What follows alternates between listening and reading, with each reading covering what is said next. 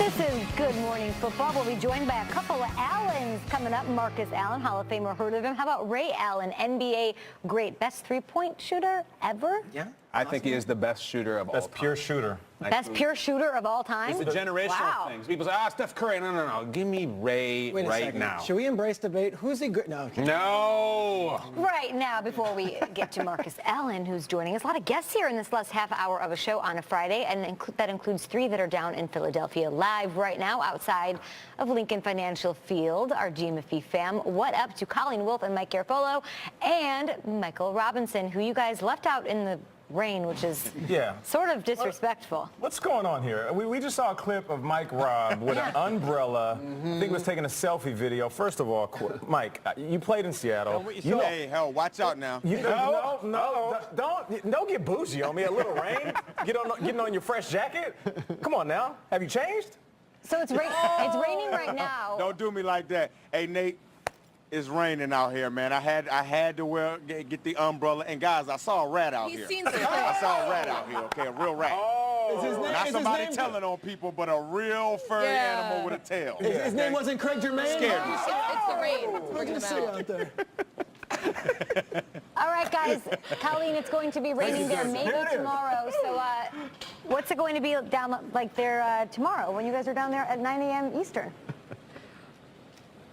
Well, fans are going to be looking like Michael Robinson with that umbrella if the rain holds, if it does rain tomorrow. And also, I think like the only real thing that's going to be affected by the rain, because I feel like it's not going to rain, are guys like this. Sean Young with his face paint. I hope that he has some waterproof rain. Oh, that's not it. That's a bridge. But that's not it. It's all good. The fans who are coming out tomorrow, there he is. Shout out to Sean, who comes to all the games with his face painted. I hope that is waterproof paint, because in the snow, no problem. In the rain, it is a problem. But I don't think it's going to be that bad tomorrow. My weather sources tell me that it's going to clear by game time, and you'll have it dropping. Weather sources? I am just saying words, man. Stop it. It's going to be cold. It could be a little blustery. 10 to 20 mile an hour winds could have some gusts a little bit, so maybe that'll affect some of the guys throwing the football. So maybe you got to run the football. That's the Eagles' plan anyway. You guys talked about how you got a couple of Allens coming up. They had an Allen here who talked about practice. And this week and last week at practice, the Eagles threw the pads on. They got that physical style football going. To me, that's the biggest indicator to anything, that they want to ground and pound the football as much as possible. And that's going to be what they're going to have to do. You look at both of these offenses, the Philadelphia Eagles, when they run the ball primarily out of shotgun. I think you're going to see Nick Foles a little bit more under center, the running backs in the dot, being able to influence the defense, getting them either way that they want to go, and really run their zone scheme. You look at the Atlanta Falcons, to me, their run game is a little bit more built for weather like this, built for cold weather, built for inclement conditions. So whoever can capture the line of scrimmage, whoever can control that line of scrimmage will have the upper hand in this matchup. I mean, if it is raining, you know that means messy situations, like in terms of handing off the ball and mishandled snaps, but I don't think it necessarily changes any of the game plans, just how they might call the game within the game. Yeah, and I think it will affect how many shots that teams take down the football field. Julio Jones has been, eating the Philadelphia Eagles up the last couple of times he's played them, averaging 133 yards. So can he be that guy to dictate defenses and push coverage down the football field? I don't know if the weather gets like this and Matt Ryan can't grip the football and throw the ball downfield. Should be okay. This Eagles run defense, I can't imagine that the Falcons are going to have a huge game against them. I really do think that if they get over 100 yards, they should be extremely grateful, because this Eagles defense has been that good, and this Falcons running game has been inconsistent to me. I also think they're going to try a lot of short stuff agast this Eagles team with short bubble screens or just. That's what we saw last week against the Rams. Yeah. Let me tell you something. The Oakland Raiders, I think maybe the last week of the season, week 16 against the Eagles. The Eagles showed something. They played the whole game in a phone booth. And the Eagles' defense really didn't like that. They're penetrator, playmaker type guys in the front seven. There's not a lot of room to make plays when everything is really within 4 or 5 yards and you're consistent with the run. So if Atlanta can kind of, not throw the ball as much and just hand it to those running backs, I think it can give the Philadelphia Eagles defense some issues. Yeah, we'll see what happens tomorrow. We'll see how the weather is tomorrow. Hopefully it's not anything like this, because that would make for a messy tailgate. Yeah, and we'll see you guys tomorrow on Good Morning Football Weekend, which starts at 9 a.m. Eastern, right here on NFL Network. They're in Philadelphia, getting set for that game. Great stuff, and stay dry. We have a guest, and we have one of the best ever join us right now. Is the only player ever to win a Super Bowl MVP, NFL MVP, Heisman, and NCAA championship, as well as the first player in NFL history, check this out, to rush for 10,000 yards and catch passes for 5,000 more. Joining us from Diamond Resorts Invitational in Orlando, Florida, a legend and a friend of the show, one of our favorite men and ball players of all time, HOF Hall of Famer running back Marcus Allen. Yeah! What up? Hey guys, how you doing? Good, good. We appreciate you joining us. Don't want to take up too much time because I know you're working hard right now. Big news in Raider Nation this week. Owner Mark Davis, he brought in John Gruden, as we all kind of expected, back to Oakland as head coach. What do you make of the hire, and what does that mean for the silver and black? Well, I like the hire. You know, obviously I felt badly that Del Rio was let go. He's a friend of mine. I used to play with him at SC, and we've known each other for a long time. But I think as far as the Raiders are concerned, I think they need some continuity. They need some attention to detail. They need somebody with the enthusiasm of John Gruden. I know people are probably saying, hey, you know, why now? I said, you know, he's a coach. He's always been a coach. And I think he loves teaching, and he loves getting out there and developing plays and getting his team out there to win. So I think it's going to be great. Marcus, obviously you're one of the great USC Trojans of all time, one of the great Raiders of all time. Can you give the fans at home an idea of just how worldwide the Raiders fan base is, and when you get in the airport or you go to a restaurant, how much the silver and black shows you that love?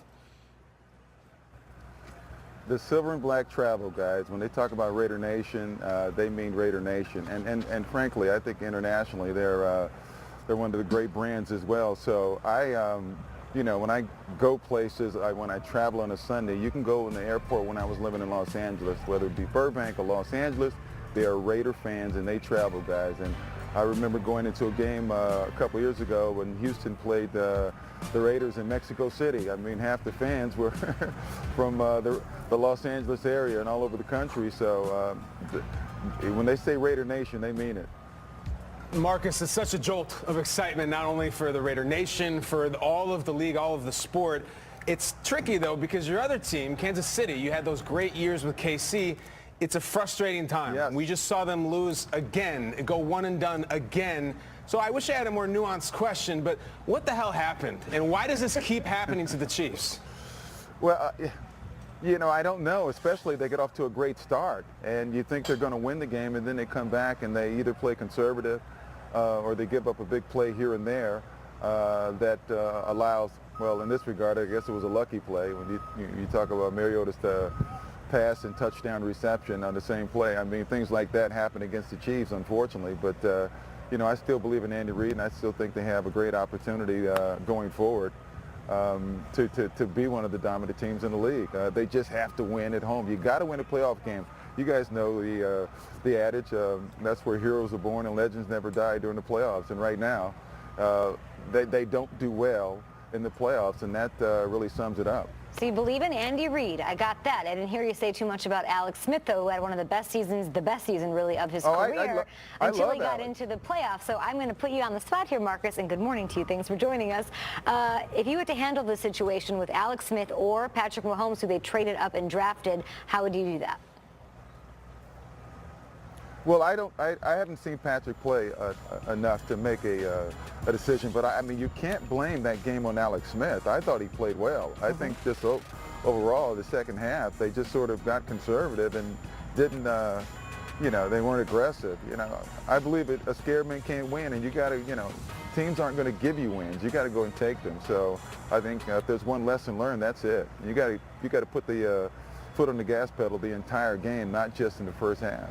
I feel you on that. Scared money don't make money. Now let's talk about the divisional round, or as we call it, the throwdown round. There's 8 teams remaining, and I got to ask you, who do you think will end up being in the Super Bowl in Minneapolis? I don't have the slightest idea. I mean, that's the great part about football. You know, No, seriously. We thought the Rams. I was shocked that the Rams lost at home at the way they were playing.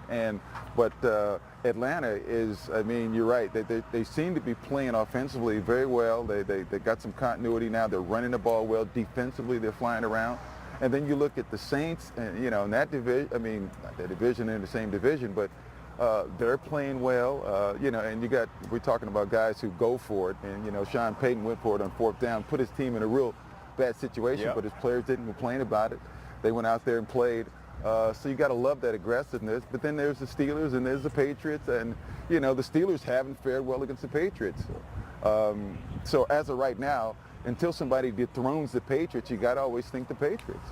There we go. Okay, all the football questions are done. The hard work is done. I see you're down there. Beautiful weather. You're about to get some golfing on in Orlando.